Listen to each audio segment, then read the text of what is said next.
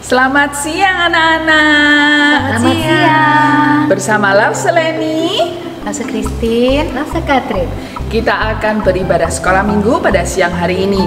Sebelumnya, mari kita bersama-sama, kita siapkan hati kita mau berdoa. Bapa kami yang di surga, kami mengucap syukur untuk hari ini.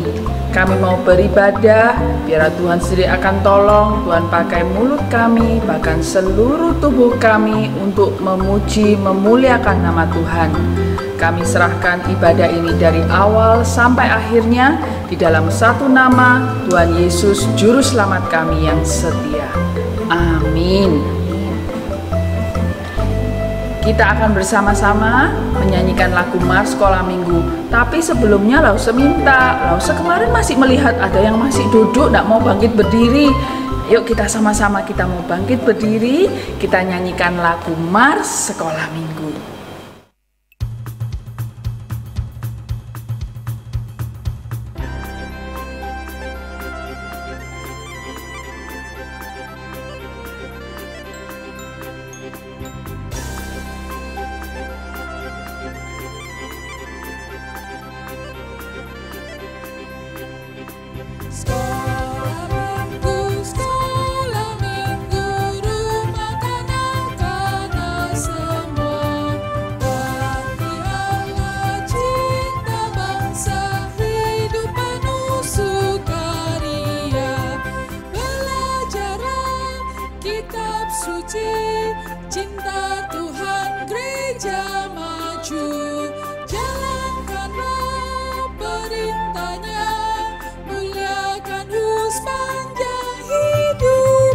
Semangat ya, kita nyanyikan lagu ini ya. Semua bangkit berdiri, nggak boleh ada yang duduk. Semua ikuti Lause bergerak.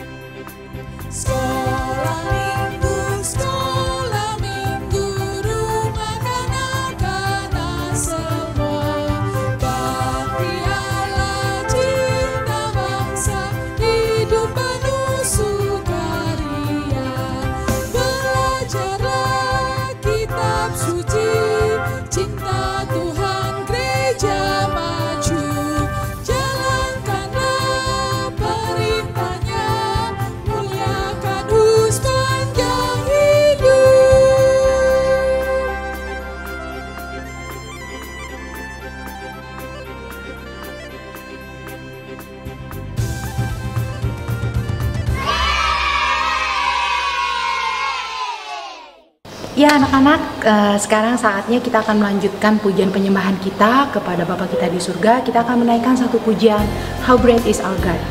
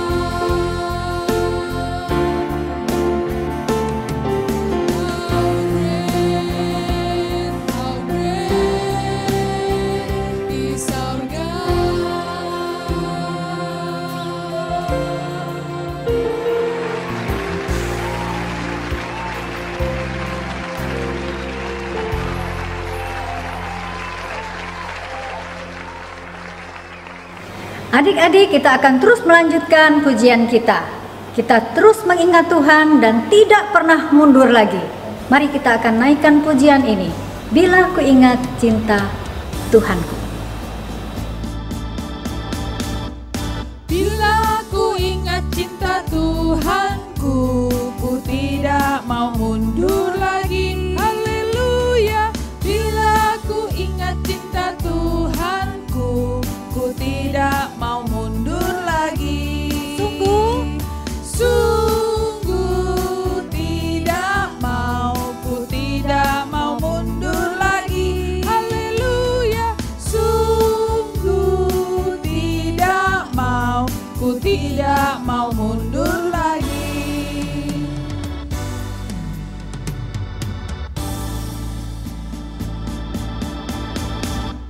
Bila ku ingat cinta Tuhanku, ku tidak mau mundur lagi. Haleluya. Bila ku ingat cinta Tuhanku, ku tidak mau mundur lagi.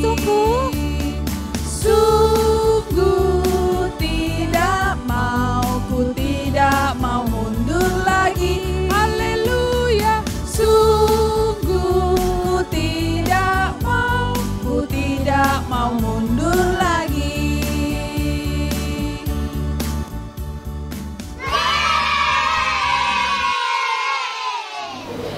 Yesus kalau ada di dalam rumah kita, pasti kita akan merasa sukacita. Benar nggak, Lause? Benar. Kita akan sama-sama kita menyanyikan lagu Yesus di dalam rumahku.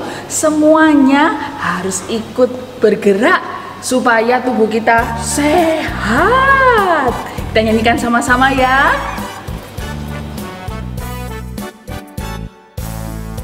Yesus di dalam rumahku, senang-senanglah, senang-senanglah, senang-senanglah.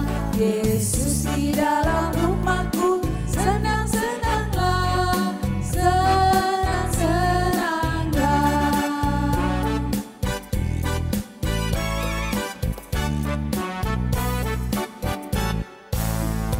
Yesus di dalam rumahku, senang-senanglah, senang-senanglah, senang-senanglah.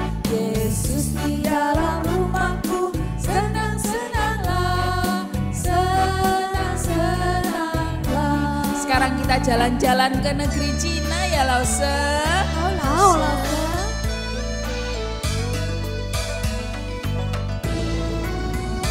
主耶稣在我家庭中，快乐快乐呀，快乐快乐呀，快乐快乐呀。主耶稣在我家庭中，快乐快乐呀，快乐快乐呀。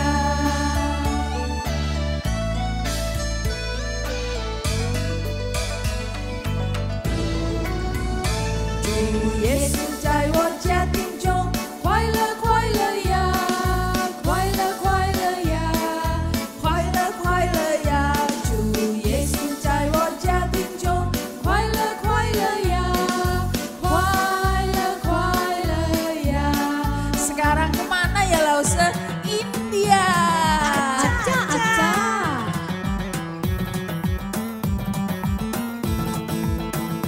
Ya Yesu mere karman hai, kusi kusi hai, kusi kusi hai, kusi kusi hai. Ya Yesu mere karman hai, kusi kusi hai, kusi kusi hai.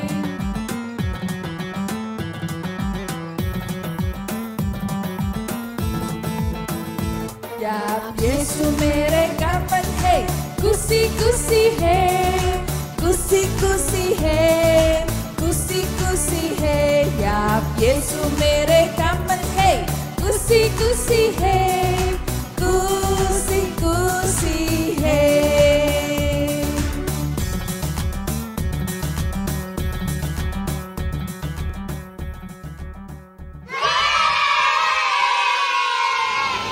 Oke, sekarang saatnya adik-adik semua di rumah boleh duduk di tempatnya masing-masing rapi.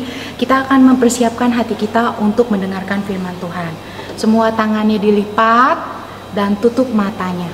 Oke, kita akan menyanyikan dulu satu pujian, Tuhan Aku Perlu.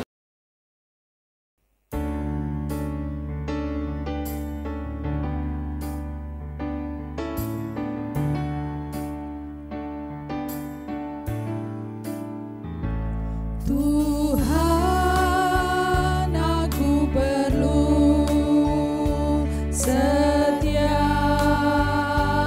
waktu suara apapun tak menghibur. Oh Tuhan, aku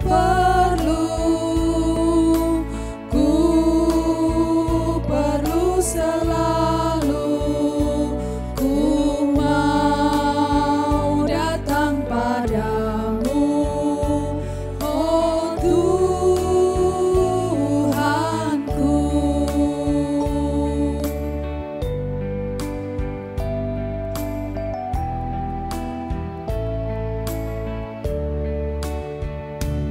Tuhan, aku perlu setiap waktu suara apapun tak menghibur. Oh Tuhan, aku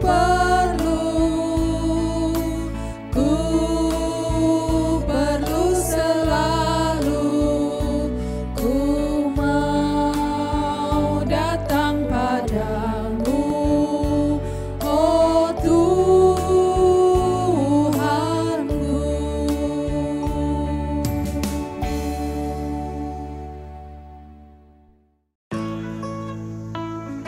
Hai, shalom adik-adik. Bagaimana kabarnya?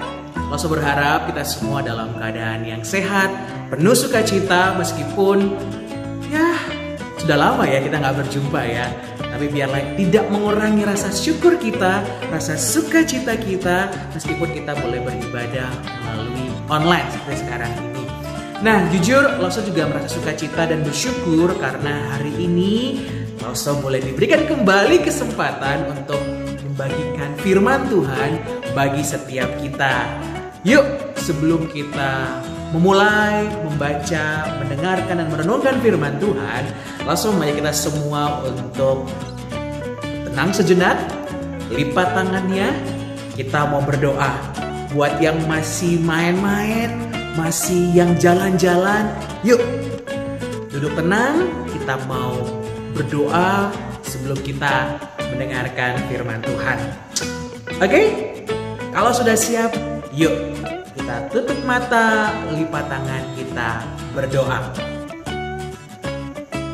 Tuhan Yesus, hati kami penuh dengan ucapan syukur kalau kami boleh terus dijaga, dipelihara, bahkan dikasihi oleh Tuhan hingga saat ini. Kami boleh beribadah, kami boleh melakukan segala kegiatan kami dengan baik. Itu semua karena pertolongan Tuhan. Dan saat ini Tuhan, kami mau mendengarkan firman Tuhan. Kami mau mendengar Tuhan berbicara bagi setiap kami untuk menuntun kami sebagai anak-anak Tuhan dalam menjalani kehidupan kami melalui firman-Mu. Tolong kami Tuhan agar kami mengerti dan memahami akan firman-Mu dan akan kami lakukan dalam kehidupan kami. Terima kasih. Kami berdoa di dalam nama Tuhan Yesus. Amin. Adik-adik yang terkasih, hari ini kita akan bersama-sama merenungkan firman Tuhan dengan satu tema, yakni pantang menyerah. Tapi sebelumnya, Lose ingin nunjukin dulu nih satu gambar yang ada di sini nih. Ada di sini. Lihat nggak? Iya, ada yang kenal siapa? Nah, adik-adik ini adalah Florence Chadwick. Nah, pada tahun 1952 adik-adik, Florence Chadwick ini berusaha berenang. Bayangin, berenang hampir sejauh 42 km dari pantai California menuju ke Pulau Catalina. 42 km dengan berenang. Bayangin adik-adik ya, 42 km dia melakukan usaha berenang untuk menyeberangi dari pantai California menuju Pulau Catalina. Dan di dalam perjalanan dia berenang, kira-kira berselang selama 15 jam, tiba-tiba kondisi laut pada waktu itu mulai dihalangi atau mulai turun kabut yang tebal. Sehingga jarak pandang untuk melihat ke depan sudah mulai tidak jelas atau kabur karena kabut yang menyelimutinya. Sehingga pada akhirnya dia pun mulai mengalami kehilangan arah. Dia mulai merasa, waduh, bagaimana nih? Sehingga pada akhirnya dia mulai putus asa dan kemudian ia menyerah. Nah, ia jujur sangat menyesali apa yang dia lakukan pada waktu itu. Apa yang jadi keputusannya untuk menghentikan usaha berenangnya tersebut. Sebab kenapa adik-adik? Karena setelah dia menyatakan menyerah, kemudian dikatakan bahwa sebentar lagi dia itu sudah sampai ke tujuannya. Hanya sekian sepersekian meter lagi atau sekitar 1,5 km lagi dia sudah sampai kepada tujuan yang ingin dia capai, yaitu Pulau Catalina. Namun karena kabut yang begitu tebal sehingga membuat dia merasa kayaknya tidak mungkin. Sehingga dia memutuskan untuk menghentikan usahanya tersebut. Sehingga ketika dia menyadari bahwa sekitar 1,5 km lagi dia akan sampai, makanya dia mulai merasa menyesal. Ada penyesalan dalam dirinya. Ini sebuah kenyataan yang sangat disayangkan adik-adik. Seandainya Florence ini mau terus berjuang meskipun dia tidak mampu untuk melihat apa-apa ke depan karena ada kabut, meski terasa berat, pasti dia akan menyesal ketika dia mau terus berjuang. Namun itulah yang terjadi. Dia memilih untuk menyerah di tengah usaha, upaya yang dia lakukan. Dia memilih untuk menyerah. Tapi itulah yang terjadi di dalam kehidupan Florence yang memilih untuk menyerah dari perjuangannya. Nah, berbeda nih adik-adik dengan seorang wanita yang dituliskan dalam Alkitab, khususnya dalam Matius 15 ayat 21 hingga 28. Meskipun mereka bersama-sama seorang wanita, namun wanita yang dituliskan dalam Alkitab ini memiliki jiwa yang pantang menyerah. Pengen tahu? Pengen tahu siapa? Coba kita buka Alkitab kita dari Matius 15 ayat 21 hingga 28. Matius 15 ayat 21 hingga ayatnya yang ke-28.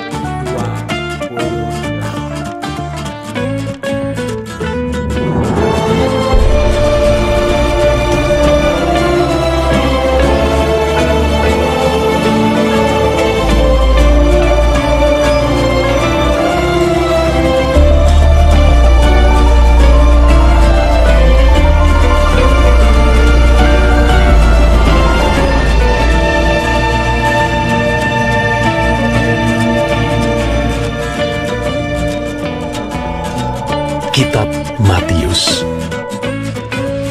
Lalu Yesus pergi dari situ dan menyingkir ke daerah Tirus dan Sidon. Maka datanglah seorang perempuan Kanaan dari daerah itu dan berseru, "Kasihanilah aku ya Tuhan, anak Daud." karena anakku perempuan kerasukan setan dan sangat menderita. Tetapi Yesus sama sekali tidak menjawabnya. Lalu murid-muridnya datang dan meminta kepadanya. Suruhlah ia pergi. Ia mengikuti kita dengan berteriak-teriak. Jawab Yesus, Aku diutus hanya kepada domba-domba yang hilang dari umat Israel. tetapi perempuan itu mendekat dan menyembah dia sambil berkata, Tuhan, tolonglah aku. Tetapi Yesus menjawab, Tidak patut mengambil roti yang disediakan bagi anak-anak dan melemparkannya kepada anjing. Kata perempuan itu, Benar Tuhan, namun anjing itu makan remah-remah yang jatuh dari meja tuannya. Maka Yesus menjawab dan berkata kepadanya, Hai ibu, besar imanmu, maka jadilah kepadamu seperti yang kau kehendaki. Dan seketika itu juga anaknya sembuh. Nah, adik-adik barusan sudah menyaksikan atau mungkin ada yang membaca kisah tentang seorang wanita Kanaan yang hendak meminta pertolongan Tuhan Yesus untuk menyembuhkan anaknya, menyembuhkan anak perempuannya yang mengalami kerasukan setan. Namun dalam upaya wanita tersebut untuk meminta pertolongan dari Yesus ternyata tidaklah mudah. Tidaklah semudah yang kalau kita lihat dalam kisah penyembuhan sebelumnya, ketika ada orang datang untuk pertolongan Tuhan, kemudian Tuhan langsung menyembuhkan. Namun berbeda dengan wanita ini, dia datang namun justru dia mengalami penolakan. Dia tidak dihiraukan oleh Tuhan Yesus. Bahkan akan permintaannya tersebut, Yesus tidak menjawabnya. Meskipun murid-murid ada yang mengatakan kepada Tuhan Yesus untuk menolongnya, malahan justru Tuhan bilang agar murid-muridnya mengusir wanita tersebut. Kalau kita perhatikan dalam ayatnya yang ke-22 sampai ayatnya yang ke-26, kita melihat bahwa jelas Tuhan bahkan mengatakan bahwa saya hanya menolong orang-orang Israel. Menarik. Memangnya kenapa? Nah, kalau kita melihat di dalam bagian firman Tuhan ini, ternyata dikatakan bahwa ini adalah wanita Kanaan. Kalau kita tahu Kanaan bukan merupakan bangsa Israel atau bangsa Yahudi. Mereka adalah orang-orang yang dianggap kafir oleh bangsa Yahudi. Orang Kanaan merupakan orang-orang yang tidak disukai oleh orang Yahudi. Bahkan selalu dikatakan sebagai anjing. Mereka adalah orang-orang dari kalangan second class, di mana mereka bukanlah orang-orang yang merupakan umat pilihan Allah dalam pandangan orang Yahudi. Nah, ini menarik sekali adik-adik yang terkasih. Ketika wanita Kanaan ini berupaya untuk memohon pertolongan, justru dia mendapat penolakan.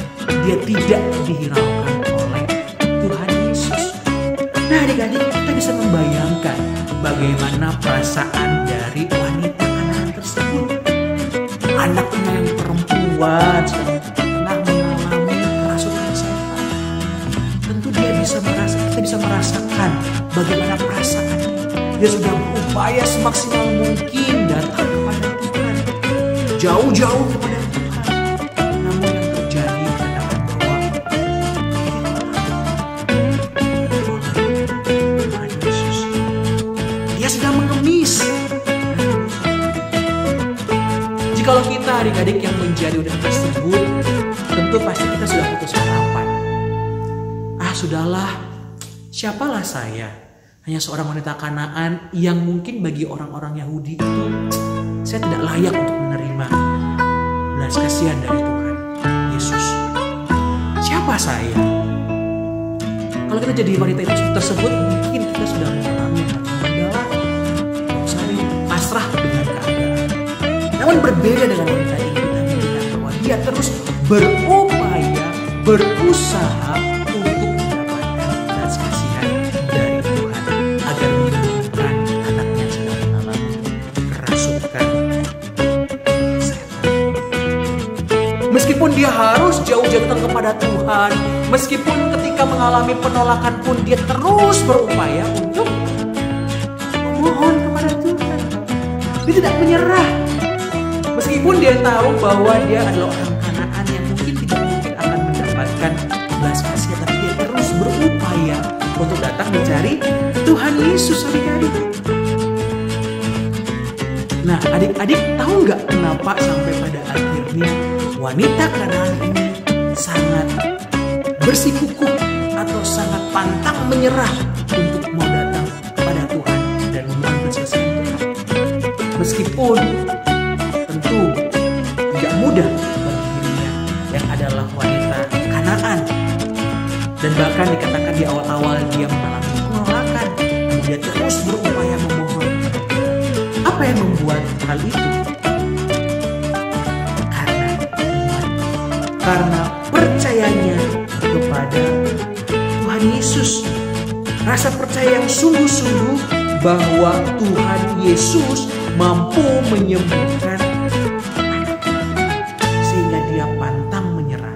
Selain imannya, karena kasihnya juga yang begitu besar terhadap anaknya, inilah yang mendorong dia untuk mau datang kepada Tuhan.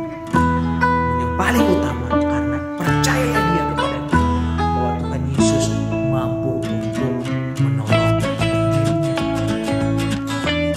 Inilah yang mendorong dia untuk terus berupaya meskipun ada tantangan di depan, meskipun mengalami penolakan, dia terus memohon belas kasihan dari Tuhan. Dan melihat hal ini akhirnya Tuhan pun mengatakan bahwa oleh imanmu kau diselamatkan. Katakan, hai ibu, besar imanmu, maka jadilah kepadamu seperti yang kau kehendaki. Dan seketika itu juga anaknya sembuh. Upaya, usaha dari wanita Kanaan tersebut membuahkan hasil. Perjuangan yang tidak pernah mengenal lelah, tidak pantang menyerah. Karena iman yang begitu besar, rasa percaya yang besar yang mendorong dirinya, sehingga pada akhirnya Tuhan mengabulkan apa yang menjadi. Nah, adik-adik, sebenarnya penolakan di awal yang dilakukan oleh Tuhan Yesus kepada wanita Kanaan ini, mungkin kita berpikir bahwa kok Tuhan Yesus kayak gitu sih, gitu kan? Kok menolak sih? Namun justru sebenarnya adik-adik, penolakan dilakukan Tuhan Yesus di awal tadi itu merupakan satu maksud untuk benar-benar tidak ingin menolak dia sebenarnya, tidak benar-benar menolak dia secara benar. Namun di situ Tuhan Yesus ingin menguji iman dari wanita tersebut. Tuhan Yesus ingin melihat seberapa besar rasa percayanya, seberapa besar imannya kepada Tuhan, dan sekaligus mengajarkan kepada murid-muridnya sikap sebagai seorang yang benar-benar percaya kepada Tuhan Yesus haruslah demikian. Meskipun dalam tantangan, meskipun di dalam mengalami penolakan, tetap harus percaya dan terus berupaya, berjuang semaksimal mungkin.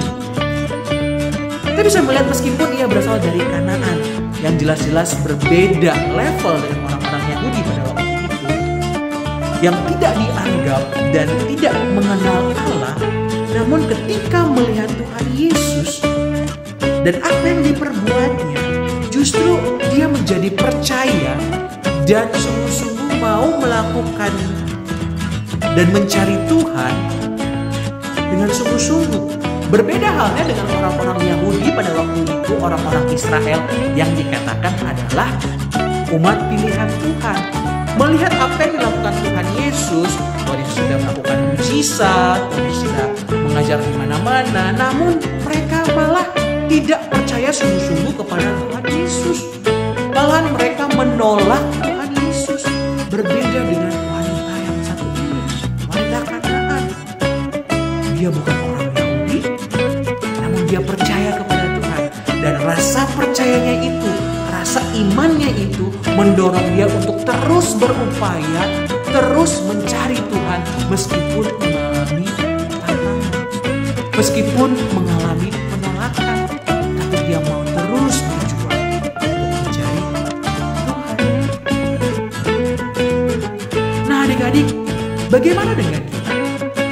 Adakah kita seperti wanita Kanaan tersebut yang benar-benar percaya kepada Tuhan dan pantang menyerah di dalam mencari Tuhan, di dalam setiap kesusahan yang tengah kita hadapi sekarang ini?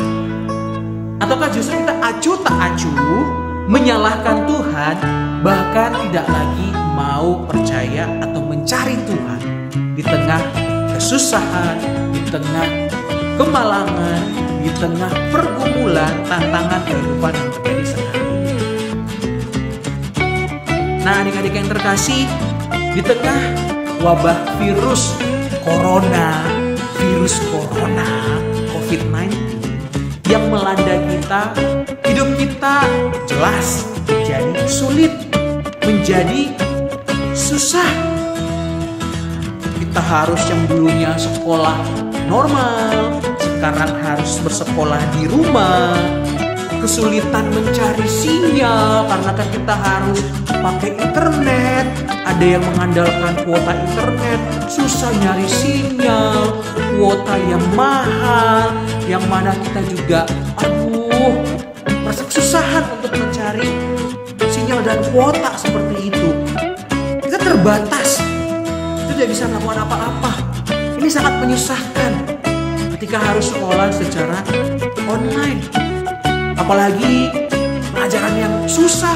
Kalau dulu misalnya kalau sekolah seperti biasa, kalau ada susah, ada miss, ada mister yang bisa kita langsung minta tolong diajarkan. Tapi karena ini secara online, pakai kamera, pakai laptop, jadi agak susah untuk menjelaskan atau meminta pertolongan dari mister atau miss. Susah, gak tahu harus mau bagaimana. Kadang-kadang juga kalau misalnya keadaan seperti sekarang ini, karena di rumah aja malah muncul rasa malas, rasa mager, malas gerak, gak mau kemana-mana, gak mau belajar, gak mau ibadah, pengennya rebahan terus, pengennya tidur terus, bosan, gak bisa kemana-mana. Ada juga yang mungkin merasa takut terjangkit penyakit karena ini kan semakin hari semakin banyak ini. Kalau keluar, ntar kalau aku kena gimana? Jadi ada rasa takut. Inilah yang menjadikan kehidupan kita menjadi amat sangat berat, susah, tantangan. Waduh, berat sekali loh keadaan sekarang ini. Aku harus bagaimana loh Aku harus bagaimana? Nah adik-adik, lantas apakah keadaan yang berat seperti sekarang ini, kondisi yang tidak mengenakan sekarang ini justru membuat kita putus asa? Apakah ini semua membuat kita akhirnya pantang menyerah? Apakah ini membuat kita akhirnya menyerah? Apakah ini akan membuat kita menyerah menghadapi segala sesuatu? Menyerah dengan kehidupan ini dan juga menyerah dengan Tuhan Yesus. Menyerah dengan percaya kita kepada Tuhan Yesus. Nah adik-adik, justru mari melihat dari apa yang dilakukan oleh anak-anak yang begitu pantang menyerah meski ada tantangan yang sedang menghadapi dirinya, tetap tidak menyerah. Dia terus mencari Tuhan. Begitupun juga dengan kita. Ketika sedang menghadapi tantangan, ketika sedang menghadapi pencobaan, kesulitan dalam kehidupan kita, ayo kita cari Tuhan. Ayo kita pantang menyerah terus hidup mencari Tuhan. Kapan ini selesai Tuhan? Saya sudah bosan. Engap kalau pakai masker. Jangan menyerah. Mari kita berjalan-jalan bersama-sama dengan Tuhan. Terus percaya sama Tuhan. Pantang menyerah jalani kehidupan. Kita anak-anak Tuhan. Kita memiliki Tuhan yang akan memampukan, yang akan menguatkan kita menjalani setiap permasalahan. Bagian kita adalah percaya dengan sungguh-sungguh, mendekatkan diri kepada Tuhan, rajin baca firman Tuhan, berdoa sama Tuhan saat teduh, menaikkan pujian buat Tuhan. Itu yang kita lakukan. Jangan membiarkan kesusahan, jangan membiarkan permasalahan, keadaan yang seperti ini membuat kita tidak mau datang kepada Tuhan. Tapi justru itu memacu kita, mendorong kita untuk terus datang kepada Tuhan. Pantang menyerah menghadapi kehidupan. Nah adik-adik, kalau kita kembali ke cerita di awal tadi tentang Florence Chadwick. Tadi kan dikatakan bahwa dia menyesali ketika dia harus menyerah di dalam perjuangannya berenang menyeberangi dari pantai California menuju Pulau Catalina. Nah ternyata dalam kegagalan yang dia alami, justru dia melakukan suatu percobaan yang kedua kalinya, ya. Dia akhirnya melakukan lagi aksi menyeberang 42 km, menyeberang dari pantai California menuju Pulau Catalina. Dan dia melakukannya untuk kedua kali dan hasilnya adalah dia berhasil. Dia berhasil menyeberanginya. Dan apa yang dikatakan bahwa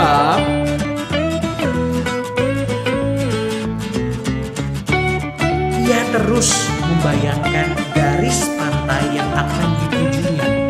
Kali yang kedua ini dia terus memandang dan melihat akan garis pantai yang akan ditujunya, sekalipun ia tidak dapat melihat. Karena jelas ketika dia melakukan percobaan yang kedua ini, sama halnya terjadi dengan percobaan yang pertama. Ada kabut gelap yang menghalanginya, ada tantangan yang harus dihadapi, namun dia belajar dan dia melihat bahwa yang hanya dia pandang, yang hanya dia tuju adalah garis pantai di depan yang akan dia tuju. Mari kita pun juga demikian di dalam menjalani perjalanan kehidupan kita. Pandanglah hanya kepada Tuhan. Pantang menyerah jalani kehidupan ini meskipun ada tantangan, ada rintangan, ada masalah. Tapi mari kita mau terus berfokus, berpandang hanya kepada Tuhan. Bayangkan ada masa depan yang indah bersama dengan Tuhan. Bayangkan ada surga yang sudah Tuhan sediakan bagi kita yang percaya kepada-Nya. Jadi jangan biarkan masalah, jangan biarkan keadaan yang susah membuat kita tidak mau datang kepada Tuhan dan mencari Tuhan. Mari kita terus berjuang, pantang menyerah meski ada banyak tantangan yang menghadang setiap kita. Mari terus berjuang bersama Tuhan. Amin. Adik-adik, Lasa mau mengajak kita semua membaca sekali lagi ayatnya yang ke-28. Sudah siap? Jika sudah, ayo kita bersama-sama. Matius 15 ayat 28. Maka Yesus menjawab dan berkata kepadanya, "Hai ibu, besar imanmu, maka jadilah kepadamu seperti yang kau kehendaki." Dan seketika itu juga anaknya besar. Jangan menyerah, terus berjuang dan percaya di dalam Tuhan. Mari kita berdoa. Tuhan Yesus, terima kasih untuk firman-Mu.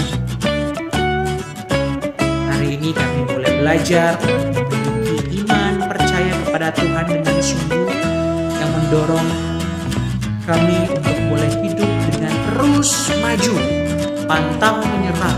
Meskipun ada tantangan, meskipun keadaan yang tidak enak, namun kami tetap semangat untuk mengikuti Tuhan, semangat untuk boleh menjalani hari-hari, dan pantang menyerah berjalan bersama Tuhan. Tolong kami anak-anak-Mu Tuhan untuk boleh tetap setia kepada Tuhan.